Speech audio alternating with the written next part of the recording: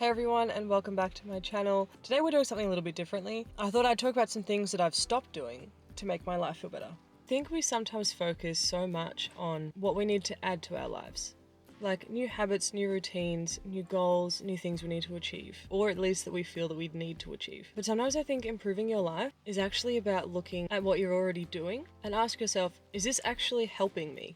So today I wanted to talk to you about some things that I stopped doing which have actually improved my life. The first thing I stopped doing was trying to make every single moment productive. I think especially when you work in a corporate environment, this habit or trait or sort of skill. It's a skill that you pick up as you learn because you know that you need to make every moment count, and being busy is generally seen as a good employee and that you're doing well. And for a long time, I definitely bought into that. If I wasn't working, I felt that I should be exercising. If I wasn't exercising, I felt that I should be cleaning. If I wasn't cleaning, I felt that I should be doing anything else. And this gets exhausting because you never actually feel like you've finished.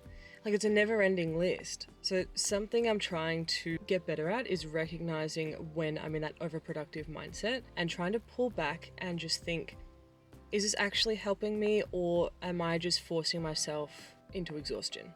Because as we all know, you don't need to earn your rest. You're allowed to rest as a human being. Next, saying yes to things I didn't really want to say yes to. The second thing I stopped doing is saying yes to everything.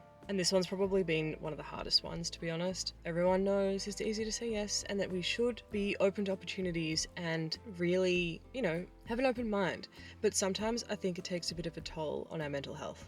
I think a lot of people who struggle with trying to be helpful or be needed or to be seen as reliable struggle with this one. You don't want to disappoint people. You don't want to seem difficult or, not invested. But what this meant for me and what I realized is that saying yes to everything when I actually wanted to say no just left me showing up to all of these different things, all these different places, feeling exhausted and not even wanting to be there.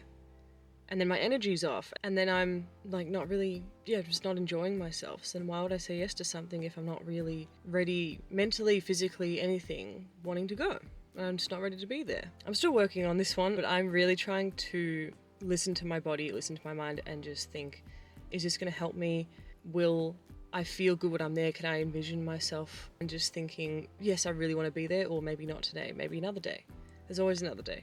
But in the end, protecting your peace, your energy, just your overall existence doesn't make you selfish. It might feel like it does, but it doesn't. Trust me. The next one is comparing my timeline to other people's. As you would know from one of my previous videos, I go into a bit more depth about this one, but the third thing I'm doing is I've stopped comparing myself in any point in my life to other people's timelines. And I know that this is something that everybody says, but I really think it's something you need to experience multiple times before you can really accept it and then start working on that change until it really clicks. You can look at someone's life and think, how do they have it all figured out? How have they gotten this far? How did they get there? How did they get this? How are they like that?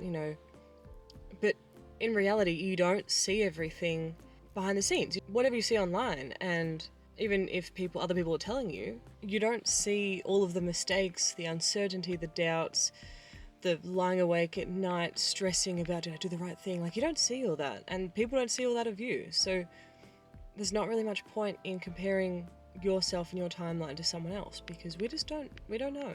I have found that the less I focus on other people and the more I focus on myself and what I'm doing and focus on what actually matters to me, the less I worry about whether I'm ahead or behind or doing the right thing. The fourth thing I stopped doing is waiting to feel motivated to do something. Everyone wants that spark of motivation, inspiration, and just ambition to go and do something, but sometimes it just won't come. Or if it does, it's fleeting.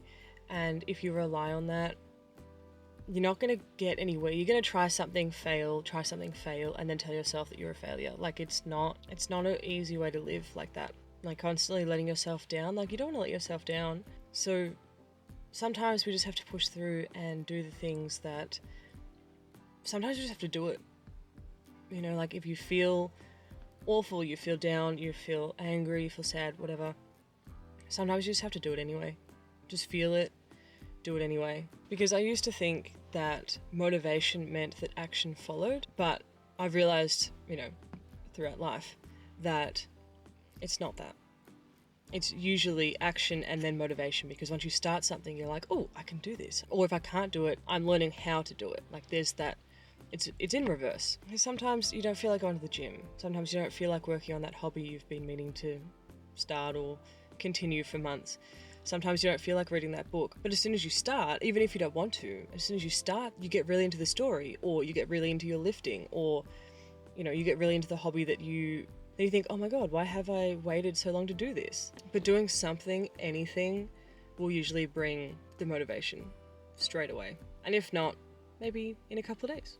And honestly, I think that's part of the reason why I'm going to the gym today, because I haven't really been wanting to go to the gym. Stuff's been going on and I just haven't really been feeling it. So this one, it really hits home today. But I'm just going, regardless of how I feel. I'm just gonna go and I'm just gonna do what I can, because I know that I'll feel better after. And even if I don't feel better after, I can't really be mad at myself for going to the gym anyway.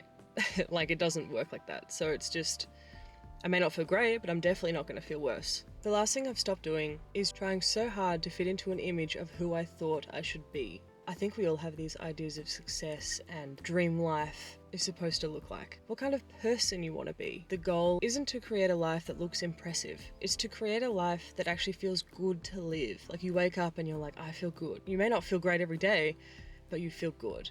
I think sometimes we don't need to completely reinvent ourselves every month, 6 months, year. I think sometimes we just need to let go of the things that are making our life harder than it needs to be. I'd love to know, what's something you've stopped doing that's actually made your life better? Anyway, I'm going to head to the gym now, so thank you for watching. If you made it this far, I really appreciate you, and I will see you all in the next video. Bye everyone.